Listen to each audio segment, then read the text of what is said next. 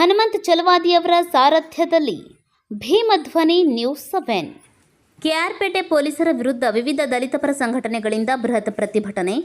ಕ್ಷುಲ್ಲಕ ಕಾರಣಕ್ಕೆ ದಲಿತ ಯುವಕನೋರ್ವನನ್ನು ಹುಲ್ಲಿನ ಬಣವೆಯಲ್ಲಿ ಸುಟ್ಟು ಹಾಕಿಕೊಂಡು ಕೊಂದ ಸರ್ವೇಣಿ ಕೊಲೆ ಪಾತಕಿಯನ್ನು ರಕ್ಷಿಸುವ ಸಲುವಾಗಿ ಕೊಲೆಯನ್ನ ಆತ್ಮಹತ್ಯೆ ಎಂದು ಎಫ್ಐಆರ್ ದಾಖಲಿಸಿಕೊಂಡ ಪೊಲೀಸರ ನಡೆಯನ್ನ ಖಂಡಿಸಿ ಕೊಲೆಯಾದ ಜಯಕುಮಾರ್ ಕುಟುಂಬಕ್ಕೆ ನ್ಯಾಯ ಸಿಗಲೆಂದು ವಿವಿಧ ದಲಿತ ಪರ ಸಂಘಟನೆಗಳಿಂದ ಬೃಹತ್ ಪ್ರತಿಭಟನೆ ಹಮ್ಮಿಕೊಳ್ಳಲಾಗಿತ್ತು.